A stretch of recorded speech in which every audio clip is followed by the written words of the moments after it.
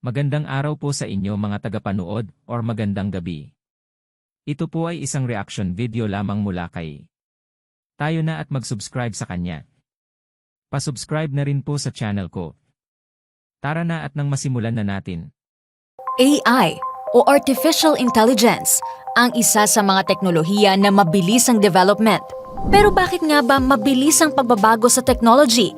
At bakit kailangan na masabayan natin ang mga pagbabago na dulot nito?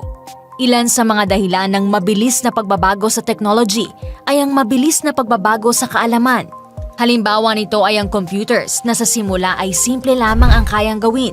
Pero ngayon ay may mga mas malakas at mas mabilis na computers na ang lumalabas.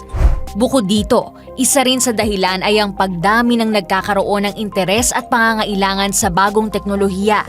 Ang paglabas ng bagong modelo ng mobile phones ay patunay na ang mga gumagawa ng disenyo ng smartphones ay nagdadagdag ng features dahil naobserbahan nila na kailangan ito ng mga gumagamit o end user.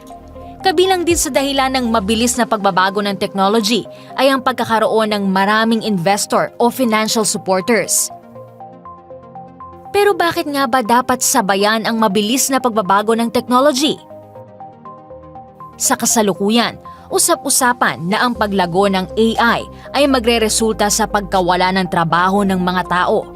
Dahil dito, dapat na makasabay sa mabilis na pagbabago at sinasabing dapat na patuloy na mag-level up ng kakayahan.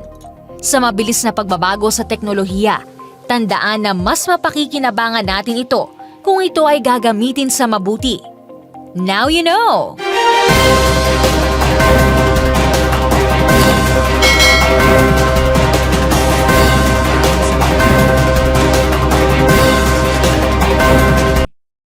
Pa-subscribe na rin po sa channel ko.